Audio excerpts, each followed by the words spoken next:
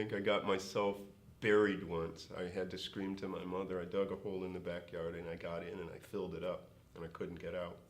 I screamed, "Mom, Mom!" And she came out the back porch upstairs and was mad. I found a way out. I got that fight and flight and I got myself out, but it was really hilarious. But sure, I'll do a little bit of my scale stuff or medical, what do we call, disability. For 1 year, I had both of my hips replaced. Yes, I cried. Oh, I cried.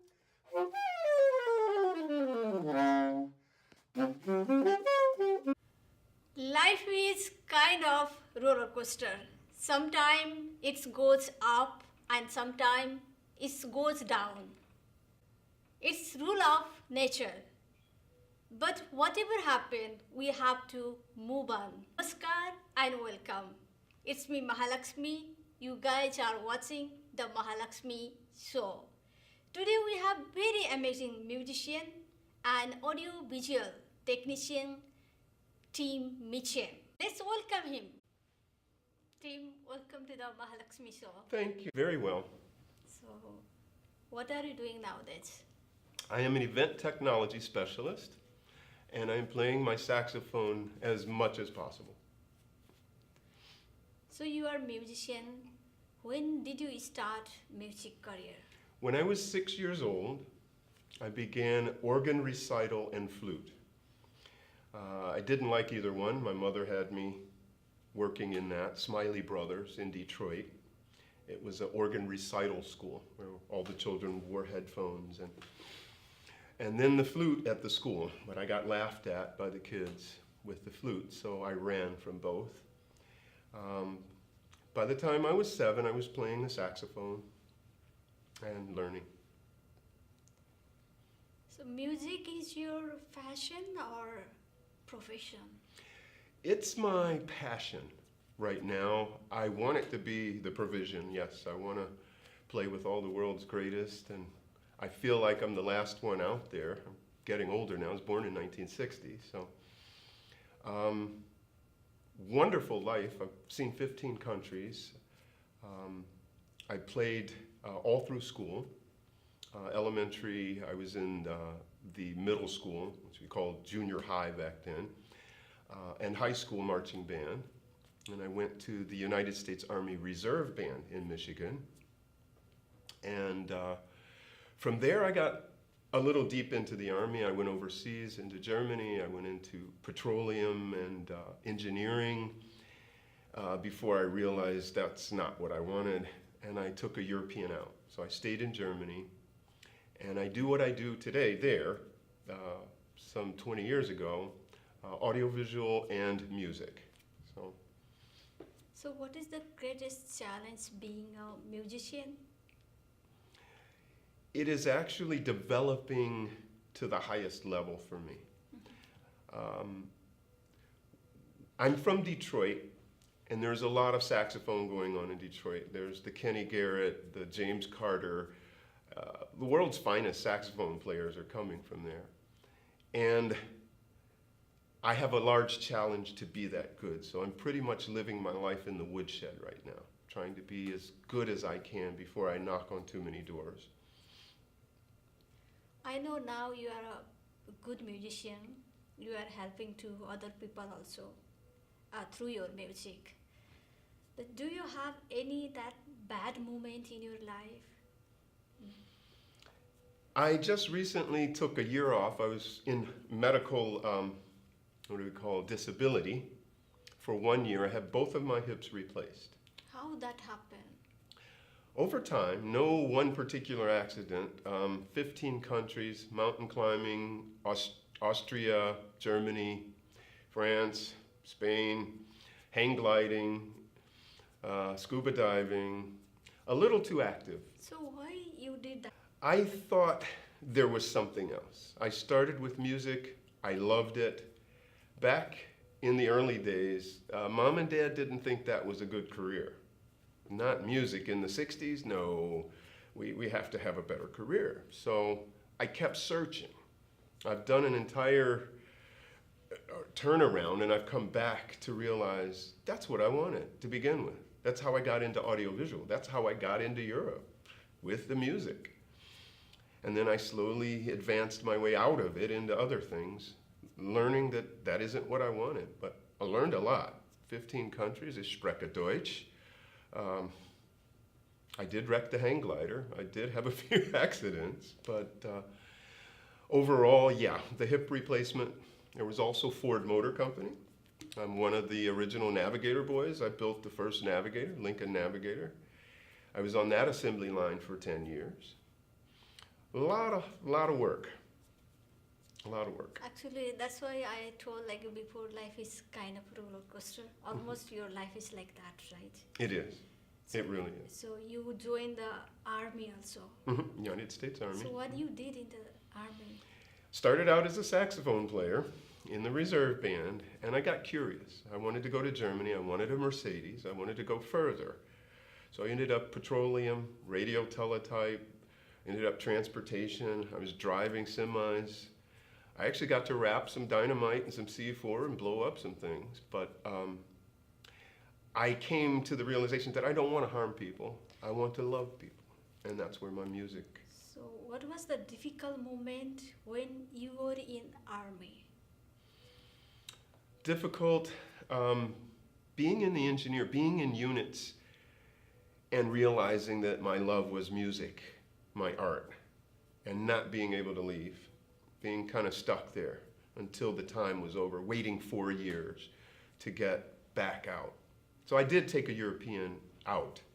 I got out in Germany and I stayed there and I did audiovisual and I played music. I had a band called the Skanks. We played, I think 5,000 was my largest audience with them. We played some state fests in Germany, and that was a lot of fun. I got to record for Sony Germany. It's the most I ever got paid.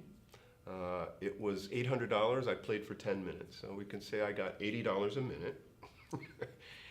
And I was too cheap, so Sony didn't call me back.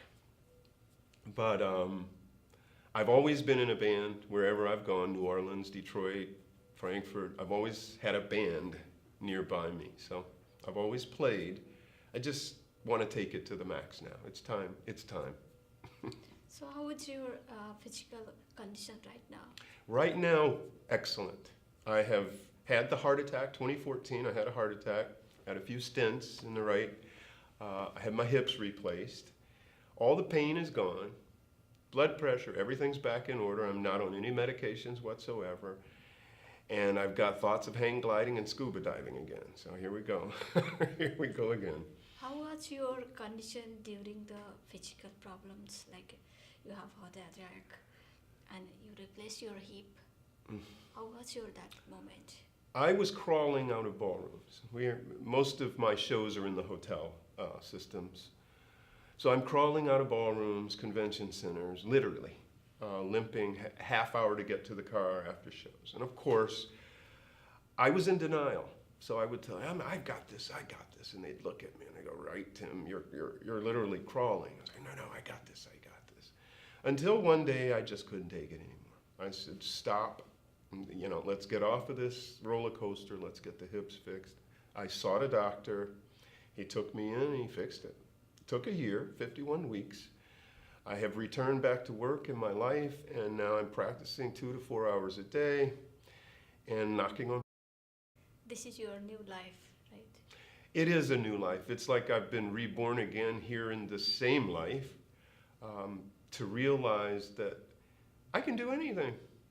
I'm almost 60 now, and it's just starting. So you are so much positive. How Thank do you you. collect that much energy? I think after so much of a rough, bumpy road, we started in the ghettos of Detroit. We had people trying to burn our house down during the riots. I used to watch the tanks go down the street in 68, 69. Oh, I watched Motown take off, leave Detroit and leave me there. I was waving bye to Stevie and Michael Jackson, who were literally around the corner. I did get to record in one of Motown's studios years after, and that was a canned project. But I think after all the trouble, you develop the humility and the wisdom to say, hey, I can smile. I'm happy and content. I mean, through all of this. This is nothing, right? Nothing. I've got to, what would we say, I've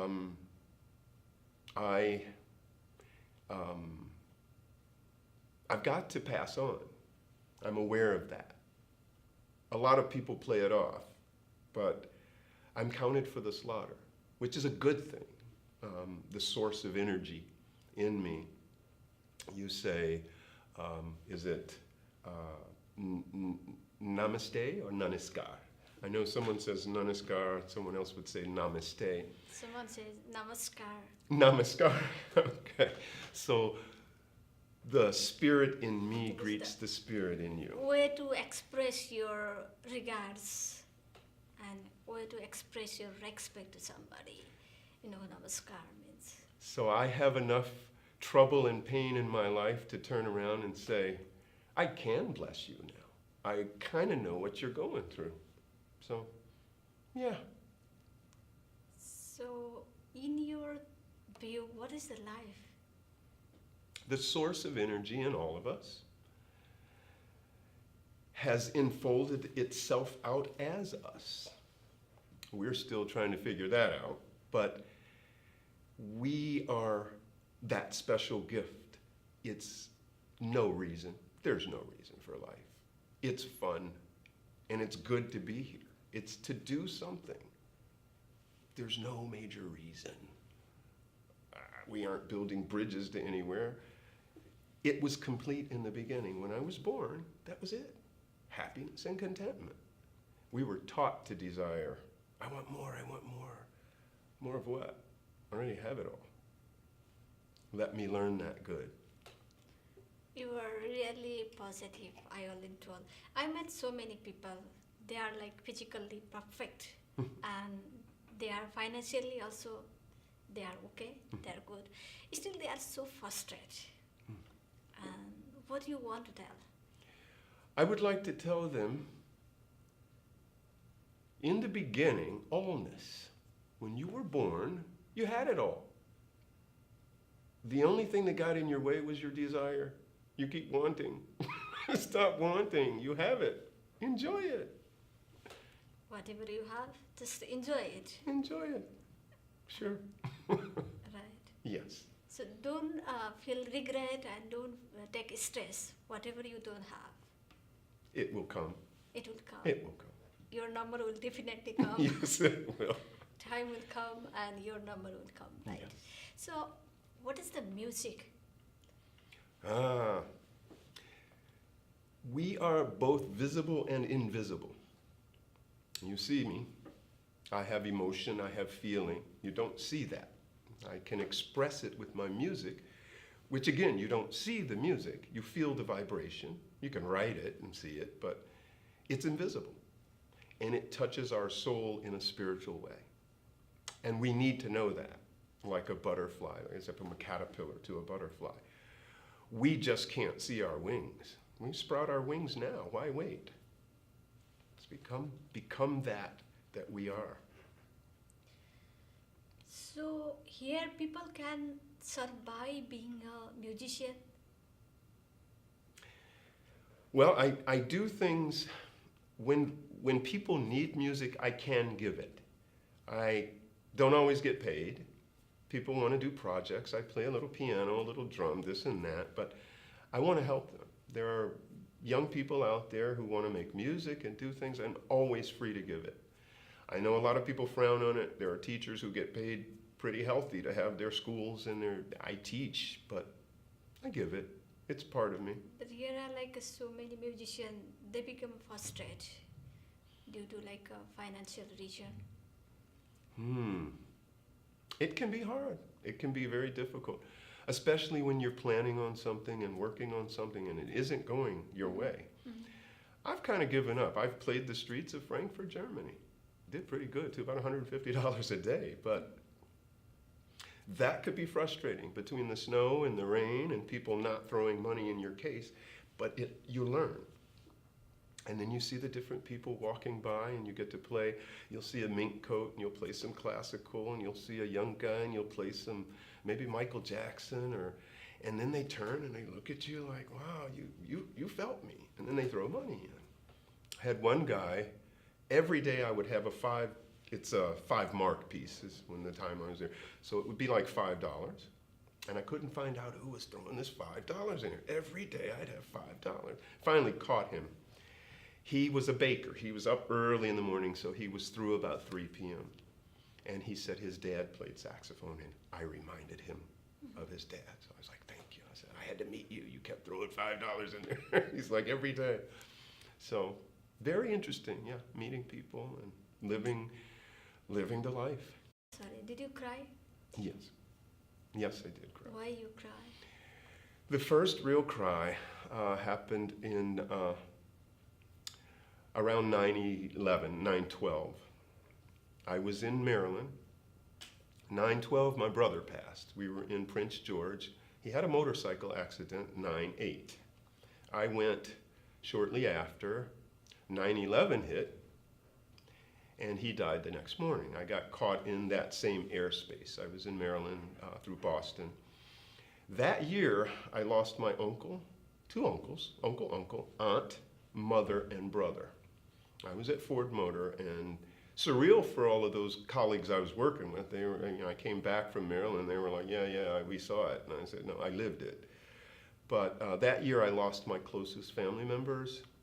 And my brother, that was my role model. So things shifted from there. At that point, it was like, wow, this is the worst. Yes, I cried. Oh, I cried for a couple of years. This is your worst time in your life. Worst time. Mm-hmm. And then the heart attack was the second worst time. So I've come over those 2 things. I think my road is pretty clear ahead of me now. Again, I wouldn't want to send anybody through any trouble, but trouble makes you strong. Yes. It does. So, what did you learn from your experience? To love all the people that come into my life and to light them up with me, my God, and I. Best I can. What is the love? Giving of myself, having the courage, the faith, the love and passion to be my true self, to be the guy I am, and to give it, to pass it out. Whether you throw it away or not, I'm going to pass it out. So.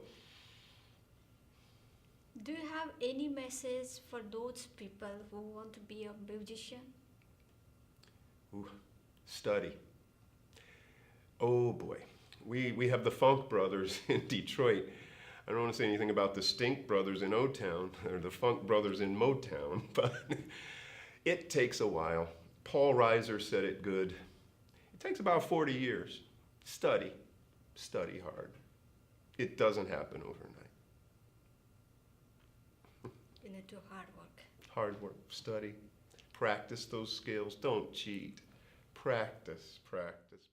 So do you have any message for our audience? Keep the faith. Stand strong. Keep going forward. The only failure is the one you quit. If you give up, you failed. If you keep going, you'll win. Thank you very much for coming to the Mahalaxmi show. Thank you for having me. Thank you very much watching the Mahalaxmi show. I hope you guys enjoy it. You guys enjoy it with Tim.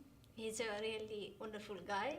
I will come next week with another guest or with another story. Please don't forget to like, comment, share and subscribe. Bye bye. Stay healthy and happy.